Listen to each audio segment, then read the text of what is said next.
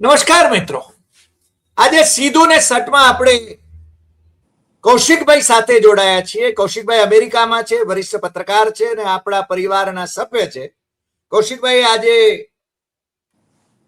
જોડાયા છે તો ખાસ કરીને ગૌતમ અદાણી એમને અમેરિકાની અદાલતે ક્લીન ચીટ આપી દીધી છે અને ત્યાંની સરકારે જે કેસ એમની સામે કર્યો હતો એ કેસમાંથી એમને મુક્તિ અપાવી છે.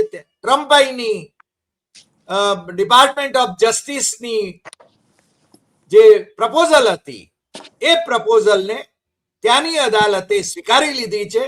જો કે અદાલતે કેટલીક ટિપ્પણો કરી છે જે ગૌતમ અદાણીના કેસમાં ડિપાર્ટમેન્ટ ઓફ જસ્ટિસ ની ઉપર એમણે થોડાક માછલા પણ ધોયા છે, પણ એની હવે ચિંતા કરવાની કાંઈ જરૂર લાગતી નથી, કારણ ગૌતમ અદાણી એ ખુશખુશાલ છે અને એમના મિત્ર આપણા મહામાનવ એ પણ ખુશ હોય એ સ્વાભાવિક છે. તો કૌશિકભાઈ, આપનું સીધું ને સટમાં સ્વાગત છે. અને આપણે શરૂઆતમાં જ એમણે જે ટ્વીટ કરી છે એ ટ્વીટની વાત કરીએ અને પછી જેને આપ એના વિશે જરા વિગતે વાત કરો એવી મારી ઈચ્છા છે. તો કૌશિકભાઈ, હું ટ્વીટ તમને વાંચી સંભળાવું છું.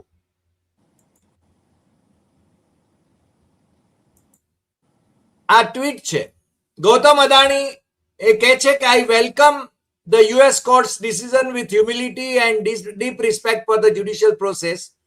Throughout this challenging period, our faith in truth and fairness and the rule of law remain unwavering. My deepest gratitude to those who never lost faith in us, in the system, and in India's capacity for justice. We will continue doing what matters, building for our nation, creating value that outlast us, and serving a purpose larger than ourselves. That is our commitment. જય હિન્દ.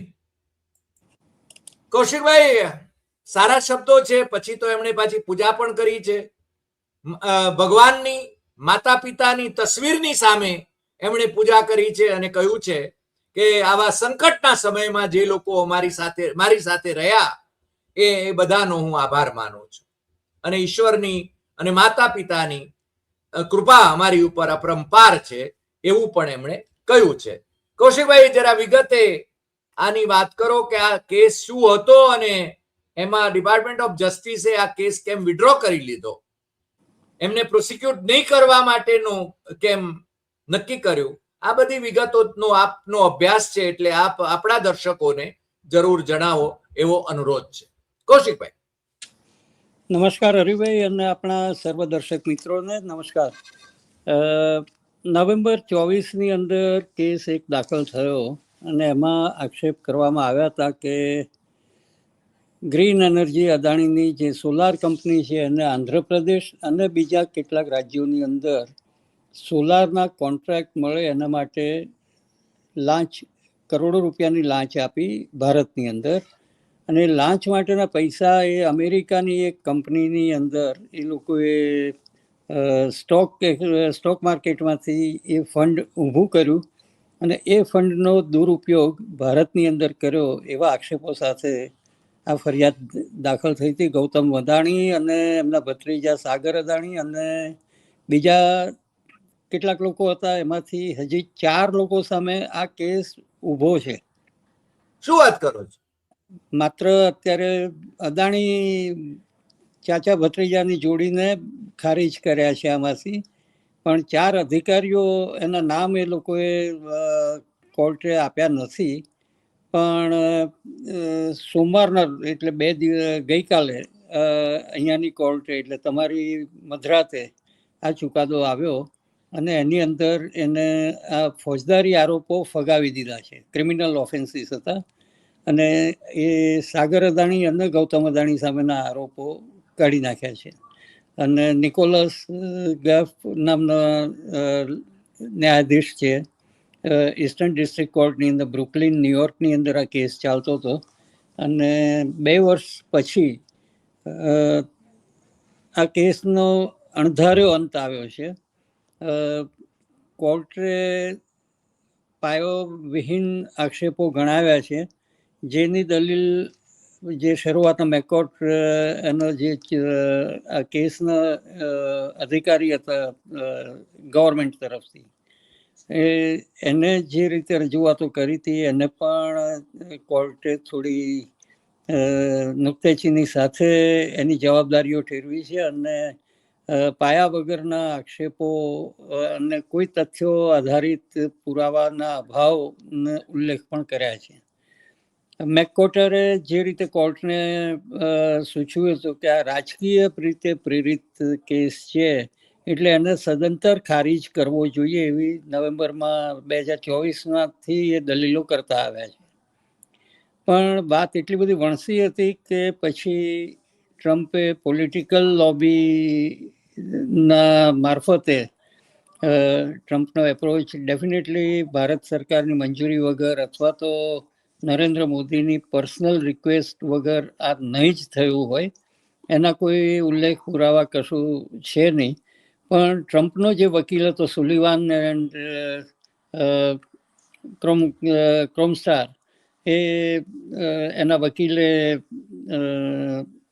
કોઈક negotiation department of justice સાથે વોશિંગ્ટનની અંદર કર્યા અને એ પછી $10 million દંડ અને $15 billion investment એ અદાણી અહીંયા કરશે, અમેરિકામાં 15,000 નોકરીઓ ઊભી કરશે, એવા બધા જાત જાતના પ્રોમિસીસ આપ્યા હતા. આ પ્રોમિસીસ તો નીવડે જ્યારે અમલમાં આવે ત્યારે ખરા. નીવડે વખાણ. હા, એટલે આ જે પરિસ્થિતિ છે એ પરિસ્થિતિની અંદર કોર્ટે આ બાબતોને ખારીજ કરી છે કે અમને ડિપાર્ટમેન્ટ ઓફ જસ્ટિસની જે કંઈ રજૂઆતો હતી એનો સ્વીકાર કર્યો નથી એવું ખંખેરીને કહ્યું છે. પણ પ્રથમ નજરે જ એવું લાગે છે કે કોર્ટે ડિપાર્ટમેન્ટ ઓફ જસ્ટિસના દબાણ હેઠળ જ આ ચુકાદો આપ્યો હોય એવું લાગે છે. પણ અત્યારે તો બંને જણ નિર્દોષ તો નહીં કહેવાય, પણ કેસ ખારીજ કર્યો છે. એટલે કેસ ખારીજ કર્યો છે એનો અર્થ છે કે એ જે આક્ષેપો થયા છે એ આક્ષેપોમાં કોઈક તથ્ય તો છે.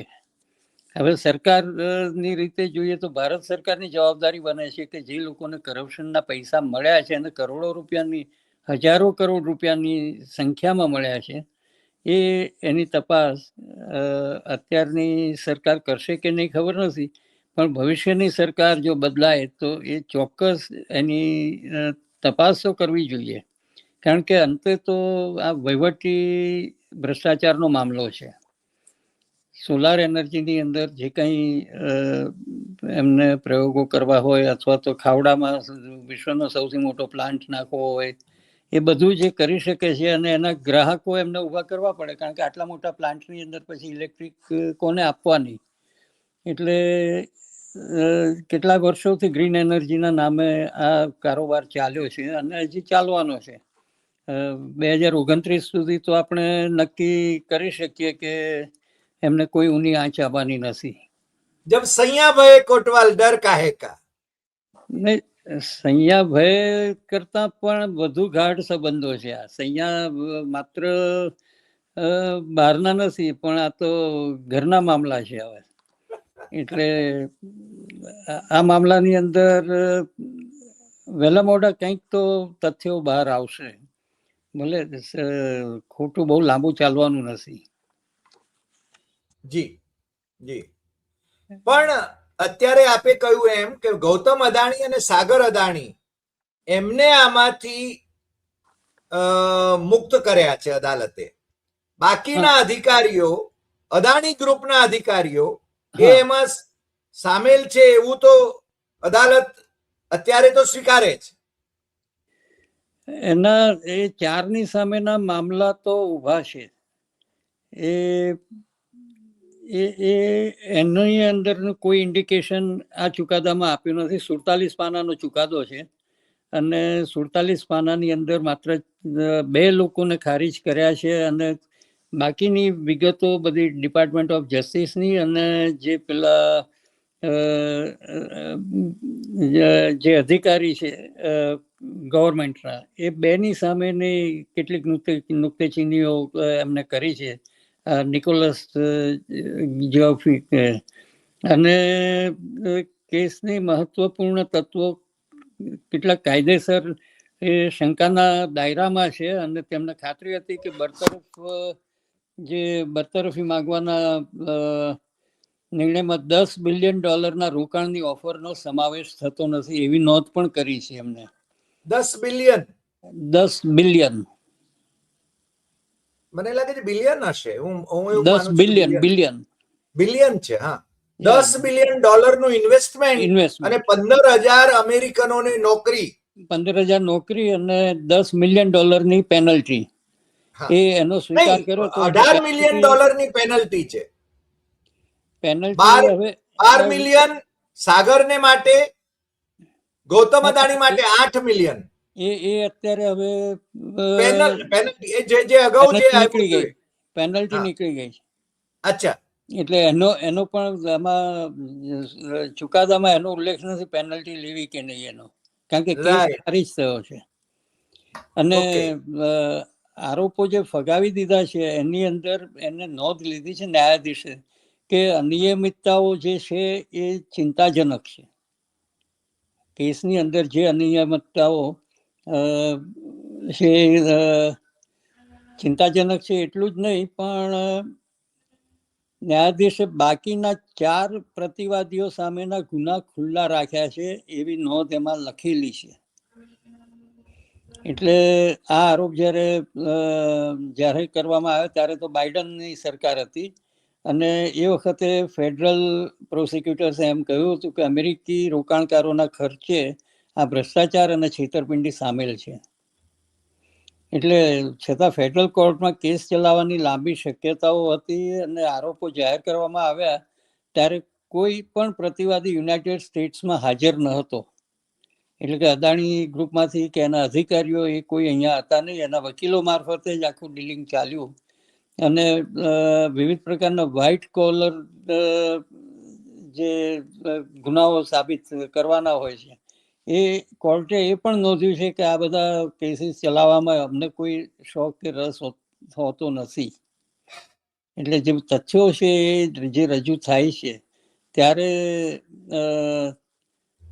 એની વાત થાય છે. અને નિકોલસ ગિફાએ આગળ પણ લખ્યું છે કે ફોજદારી કેસને સમાંતર સિવિલ કેસ અને ટ્રેઝરી વિભાગ દ્વારા તપાસના ઉકેલ લાવવામાં આવે તે પછી $10 બિલિયન નું રોકાણ કરી શકશે. એટલે ટૂંકમાં અદાણી માટે તો ફાવતું જડ્યું છે કે ભાઈ સિવિલ અને ફોજદારી કેસોની તપાસ પૂરી ના થાય ત્યાં સુધી મારે રોકાણ નથી કરવાનું. એટલે ભગવાનની આરતી કરે, મા બાપનો ફોટો સામે પગે લાગે, એ બધું એમને ફળ્યું છે. જી, પણ એમને એવું કહી શકાય કે અદાણી અને એમના ભત્રીજાને બંનેને ક્લીન ચીટ મળી છે એવું કહેવાય? કેસ ખારીજ થયો છે એનો મતલબ ક્લીન ચીટ નથી. હા, એટલે ગૌતમ અદાણી અને સાગર અદાણી, આપણા દર્શકોના લાભાર્થે હું આ સ્પષ્ટ કરવા માંગુ છું, ગૌતમ અદાણી અને સાગર અદાણીની સામે જે કેસ અમેરિકાની આ અદાલતમાં હતો એ કેસ એ ખારીજ થયો છે, એને રદ કરાયો છે. એટલે એમના પૂરતો રદ કરાયો, બીજા 4 જણાની સામે તો ઉભો જ છે. એ કેસ ખુલ્લો રાખ્યો છે અત્યારે, ખુલ્લો રાખ્યો છે. હવે એ 4 જણા જો એમ કે આમાં ગૌતમ અદાણી અને સાગર અદાણી ઇન્વોલ્વ છે તો પાછી તપાસ તો આગળ વધી શકે. હા, એટલે એમની સામેના કયા ગ્રાઉન્ડ ઉપર કેસ લડાશે તો આગળ ઉપર ખબર પડશે. અને ભારતની સાથેની આ વસ્તુ છે એટલે અહીંયાના મીડિયાની સતત વોચમાં છે, ઇન્ક્લુડિંગ ન્યુયોર્ક પોસ્ટ, બ્લુમબર્ગ કે વોશિંગ્ટન પોસ્ટ, ફ્રાન્સ એજન્સી, આ બધા બીબીસી, બધાએ આની નોંધ અને તપાસની વિગતો પણ આપી છે, અને સમાચારોમાં કવર પણ સોમવારથી જ ચાલુ કરેલી છે. એટલે અમારા માનનીય વડાપ્રધાનના અનન્ય મિત્ર છે ગૌતમ અદાણી, એટલે તમારે ત્યાંના મીડિયાની અંદર આ કેસની ઉપર બાજ નજર રાખવામાં આવી રહી છે એવું કહેવાય? એથી વધુ, થોડો ફોડ પાડો ને, એનાથી થોડો ફોડ વધારે. પાડીને કહો. આ ચોખ્ખું એની કોર્ટે જ્યારે કોર્ટમાં કેસ રજૂ કર્યો ત્યારે જ જે દલીલો થઈ એમાં રાજકારણથી પ્રેરિત આ કેસ દાખલ થયો છે એવી દલીલો પાયામાં આવી હતી. અને એ રાજકારણથી પ્રેરિત છે કોના માટે હતું એ ચોખ્ખો ઈશારો નરેન્દ્ર મોદી માટે જ હતો. અને નરેન્દ્ર મોદી અનન્ય મિત્ર કરતા ભાગીદાર હોય એવું વધારે લાગી રહ્યું છે. પણ મોદી ભાગીદાર હોય એવા પુરાવા તો નથી. પણ અમારે ત્યાંની બધી પબ્લિક સેક્ટર એકમો, પબ્લિક સેક્ટર યુનિટ્સ એ અદાણીને અપાઈ રહ્યા છે. બંદરો, એરપોર્ટ, જાહેર ક્ષેત્રના એકમો. એટલે સાહેબની કૃપા છે અદાણી ઉપર તો ખૂબ છે અને વધતી જાય છે. વધતી જાય એ કૃપા વધતી જાય છે અને હદ બહારની વધતી જાય છે. પણ જ્યારે મહામાનવ અથવા વિશ્વગુરુ એ અત્યારે જ્યારે ભારતમાં ભીંસમાં હોય ત્યારે ગૌતમ અદાણી એ બીજા વિકલ્પો શોધતા હશે રાજકીય દ્રષ્ટિએ. શરદ પવાર ધારો કે એમના સમર્થક છે, જે ઇન્ડિયા ગઠબંધનમાં છે. એમના સંબંધો જગજાહેર છે અને 2-2 કલાકની મિટિંગો હમણાં આજે વર્ષની શરૂઆતમાં જ એમને કરેલી છે એની સાથે. એટલે અવારનવાર એકબીજાની મુલાકાત લે છે અને એમનો બચાવ પણ કરતા રહે છે. અથવા તો એ મીડિયેટર છે એમ કહીએ તો પણ ચાલે. શરદ પવાર કેટલાક રાજ્યોની અંદર જે કોન્ટ્રાક્ટ અપાયા કોંગ્રેસ પ્રેરિત રાજ્યોની અંદર પણ, રાજસ્થાનમાં કોંગ્રેસ શાસનમાં એમને કેટલાક કોન્ટ્રાક્ટ મળ્યા. 65,000 કરોડનું ઇન્વેસ્ટમેન્ટ કરી છે. સેમ કર્ણાટક છે, તેલંગાણા છે, એની અંદર પણ એમને કોન્ટ્રાક્ટો મળેલા છે. તૃણમૂલ કોંગ્રેસ શાસિત બંગાળ હતું ત્યારે પણ મમતા બેનર્જી સાથે બંગાળમાં મળ્યા કોન્ટ્રાક્ટ, પણ બાંગ્લાદેશની કેટલીક આડોડાઈ કહો તો આડોડાઈ, અથવા તો એમને જે સ્ટેન્ડ મજબૂત લીધું કે ભાઈ અમારે ત્યાં બધું ફૂલી ખાવાનું ચલણ નથી. ભલે અમે ભ્રષ્ટાચારી તરીકે બાંગ્લાદેશ જાણીતું છે, પણ જે ભાવ અને જે કોલસાની અંદર હેરફેર કરી, વીજળીના ભાવની અંદર હેરફેર કરી, બાંગ્લાદેશે ટોટલી નન્નો ભણ્યો હતો એમના પ્રોજેક્ટ માટે. મને લાગે શ્રીલંકાએ પણ એમને રિજેક્ટ કર્યા. શ્રીલંકાએ તો ત્યાંથી રવાના કર્યા હતા, ઓસ્ટ્રેલિયાએ રવાના કર્યા હતા. એ પછી ઓસ્ટ્રેલિયાની અંદર નવી સરકાર આવી ત્યારે નવેસરથી પાછું ડીલિંગ ચાલુ થયું છે. 1+1=11. 1+1=11 પણ ઓસ્ટ્રેલિયા ન્યુઝીલેન્ડની મુલાકાત સાહેબની માત્ર અદાણી માટે હતી. એટલે હવે એવું કહી શકાય કૌશિકભાઈ, છેલ્લે હું પૂછું આપને કે ગૌતમ અદાણી હવે અમેરિકા આવવા માંગે તો એમને માટે મોકળાશ છે? કારણ કે પહેલા તો અમેરિકા આવે તો એમની ધરપકડ થાય એમ હતું. અત્યારે તો એમના માટે ઓપન ડોર કહેવાય કે કેસ ખારીજ થયો છે એટલે અત્યારે કોઈ કેસ એમની સામે નથી. 4 અધિકારીઓના ચુકાદાઓમાં શું આવે છે એ પરિસ્થિતિ નિહાળવી રહે. પણ અદાણી અત્યારે વિશ્વ પ્રવાસ કરે એવું બહુ શક્યતાઓ લાગતી નથી. કારણ કે એમના બીજા પણ કેનેડાથી લઈને યુરોપના દેશોની અંદર પણ કેટલીક ગોઠવણો ચાલી રહી છે. પણ એ સમય આવે ખબર પડશે. પણ અમેરિકાનો પ્રવાસ એ કરી શકે અત્યારની પરિસ્થિતિ પ્રમાણે. કોર્ટે જે રીતે ચુકાદો આપ્યો છે, ખારીજ કર્યા છે કેસ, અને હું માનું છું કે ભારત સરકાર તો લાપસીના એંધાણ મૂક્યા હશે. એટલે અદાણી માટે ભયો છે. ભલે સંસદમાં જે કંઈ થવું હોય થાય, પવન ખેડા જે કંઈ પ્રશ્નો પૂછવા હોય પૂછે, પણ એની કંઈ અસર થવા જ નથી. અત્યારે તો 2029 ને પછી એમના દાવા પ્રમાણે, વિશ્વગુરુના દાવા પ્રમાણે 2047 સુધી તો અડીખમ રહેવાના છે આ બધા. વિકસિત ભારત, શિક્ષિત ભારત થાય તો વધારે સારું. જી કૌશિકભાઈ, આજે આપ અમારી સાથે જોડાયા બદલ આપનો ખૂબ ખૂબ આભાર. અને અદાણી પ્રકરણમાં આપે જે પ્રકાશ પાડ્યો એ આપણા દર્શકો માટે પણ ખૂબ જ ઉપયોગી અને તટસ્થપણે આપે વાત કરી. ફરી મળીશું નવા એપિસોડમાં નવા વિષય સાથે. નમસ્કાર.